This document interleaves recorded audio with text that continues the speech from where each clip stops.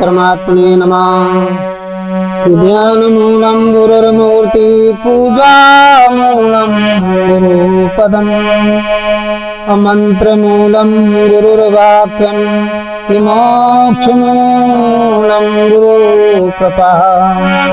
तो अखण्डमण्डलाकारं व्याप्तेन चराचरं तदेकं दर्शितं येन तस्मै श्री गुरुवे नमः।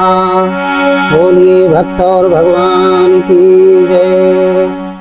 बड़ा सुंदर प्रसंग है आज का। देहधारी मनुष्य कैसे पूर्ण ब्रह्म बन जाता है, बड़ा अच्छा प्रसंग है।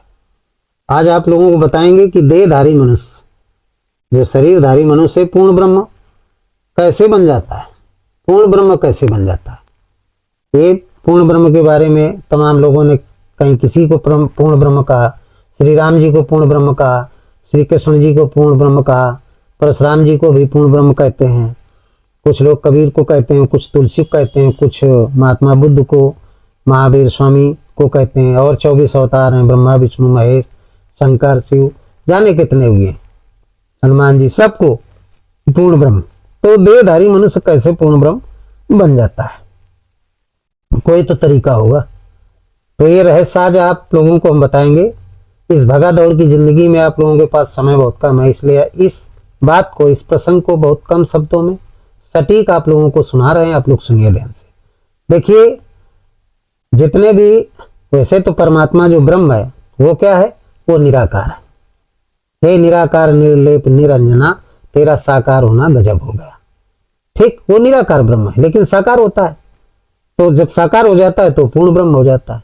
ब्रह्म तो सबके अंदर है, जितने भी देहधारी हैं, भूत प्राणी है संसार में, 84 लाख योनियों में, चाहे कीड़ा हो, चाहे मकोड़ा हो, चाहे मनुष्य हो, चाहे गाय भैंस बकरी शेर कुछ भी हो, सबके अंदर ब्रह्म है। कौन सा ब्रह्म है? क्षर ब्रह्म है। ब्रह्म सबके अंदर है। और दृष्टा रूप में आप गलत करें अच्छा करें उसको कोई मतलब नहीं, वो केवल इस पंचभूत जो शरीर है, भाग है, इसको चला रहा है अपनी विकिरण के द्वारा, अपनी ऊर्जा के द्वारा इसको संचालित कर रहा है। ताकि उसको कोई मतलब नहीं कि आप गलत कर रहे हैं कि अच्छा कर रहे हैं। इसलिए गीता में उसको क्या कहा गया? उपद्रष्टा कहा गया। उपद्रष्टा अनुमंता चा भरता भोक्ता महेश्वरा परमात्मा व्यक्ति चाप युक्ति देहस्मिन पुरुषपरा। उपद्रष्टा रूप में, उपद्रष्टा भगवान किसे कहते हैं? भगवान की उस विभूति, उस रूप को उपद्रष्टा क्यों कहा गया? इसलिए कहा गया है जैसे एक बल्ब है, अब कमरे में जल रहा है, अब कमरे में आप गलत कर रहे हैं उसके प्रकाश में या अच्छा कर रहे हैं, बल्ब को कोई मतलब नहीं, वो तो जल रहा है। इसी तरीके से सबके अंतःकरण में वो परमात्मा उपद्रष्टा रूप में है, वो आत्मा उपद्रष्टा रूप में है। ठीक, और उसको आपके शुभ और अशुभ कर्मों से कोई मतलब नहीं है, कोई मतलब नहीं। आप गलत कर रहे हैं कि अच्छा कर रहे हैं, कोई मतलब नहीं। तो बात यहाँ प्रसंग की देहधारी मनुष्य कैसे पूर्ण ब्रह्म बन जाता है, पूर्ण परमात्मा कैसे बन जाता है। तो इसके लिए हम आपको बताएंगे कि वैसे वो बिन पद चले, सुने बिन काना, कर बिन काज, करे बिन नाना, आनंद रही सकल रस भोगी, बिन माड़ी भक्ता बड़ योगी। वो स्वामी जी ने लिखा है, तन बिन परस नयन बिन देखा, ग्रही ग्रहण बिन बारस सीखा। कहने का मतलब, ना उसके हाथ है, ना पैर है, ना नाक है, ना मुंह है, ना त्वचा है, ना कान है, कुछ नहीं, लेकिन फिर भी सारे संसार की बात सुनता है, बोलता है, सब कुछ करता है। वो निराकार ब्रह्म। तो साकार कैसे बन जाता है? साकार पूर्ण ब्रह्म कब बनता है? जब किसी शरीर के अंदर, देहधारी शरीर के अंदर, जब वो ब्रह्म जो क्षर ब्रह्म है वो जागृत हो जाता है, उसी को आत्मा कहते हैं। तो जब जागृत हो जाता है तब वो देहधारी पुरुष क्या हो जाता है? वो हो जाता है पूर्ण ब्रह्म।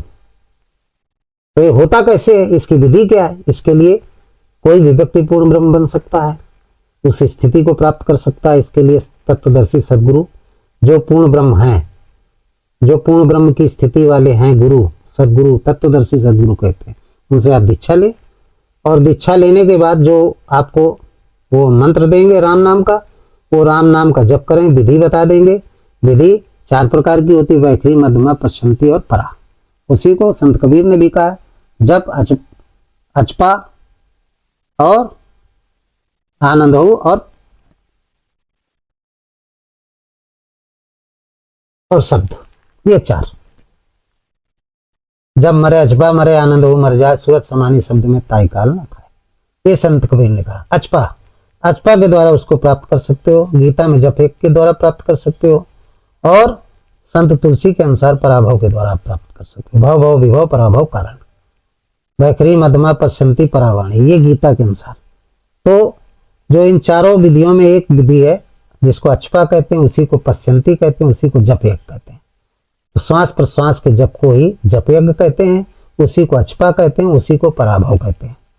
तीनों कृष्ण, तुलसी और कबीर, तीनों ने बताया, गीता, बीजक और रामायण, तीनों में विधि बताई गई है। इस विधि के द्वारा जब हम नाम जप, तत्वदर्शी सदगुरु से नाम का जप मिलता है, राम का और राम का या ओम का, दोनों एक ही चीज है, दोनों प्रणव है। इन दोनों में से किसी एक नाम का हम जप करते हैं तो संत कबीर कहते हैं, सुन सहज मत सुमिरते प्रकट भई एक ज्योति, और तास पुरुष की मैं बलिहारी निरालंब जो होत।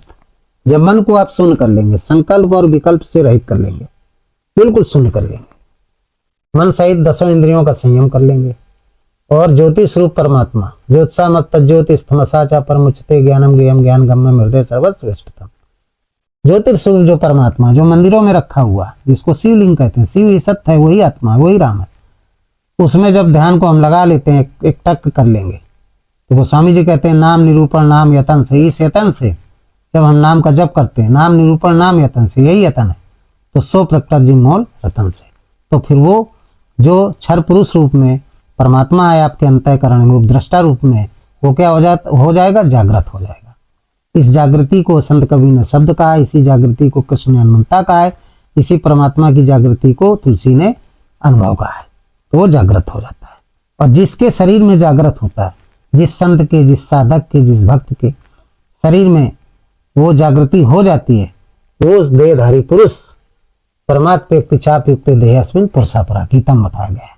वही देहधारी पुरुष उपद्रष्टा हनुमंता चा भरता भुक्ता महेश्वरा के बाद परमात्मा व्यक्ति चाप युक्त देहस्मिन पुरुषापरा, वो देहधारी पुरुष क्या हो जाता है, पूर्ण ब्रह्म बन जाता है। ये विधि है पूर्ण ब्रह्म बनने की। तो इस विधि से हर कोई बन सकता है, आप भी बन सकते हैं, सब कोई बन सकता है। और जब पूर्ण ब्रह्म बन जाएंगे तब फिर क्या होगा, जो इच्छा करियो मन माही हरि प्रसाद के दुर्लभ नहीं, सब कुछ आपको प्राप्त हो जाएगा। अष्ट सिद्धि नौ निधि के दाता, सब कुछ आपको 6 सर 8 सिद्धि 9 निधि सब कुछ प्राप्त हो जाएंगे। आप इच्छा रहित हो जाएंगे, भगवान की प्राप्ति हो गई, कोई आवश्यकता नहीं रहेगी। सब कुछ होते हुए भी कोई आवश्यकता नहीं रहेगी। आप तत्वदर्शी सदगुरु हो जाएंगे, आनंद मग्न रहेंगे, सचित आनंद रहेंगे, क्योंकि जो सत है आपका आत्मा है, वो चित्त आनंदमय, तो चित्त आपका आनंदमय हो जाएगा।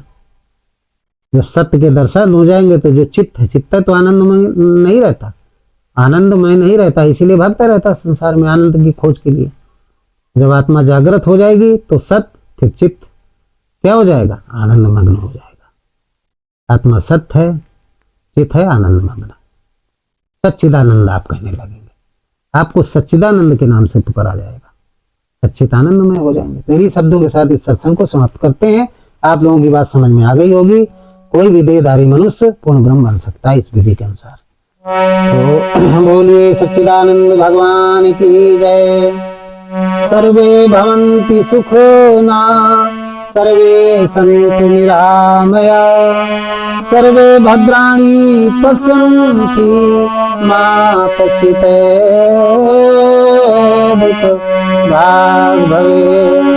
बोलिए सच्चिदानंद भगवान की जय। हृदय में स्थित परमात्मा राम की जय।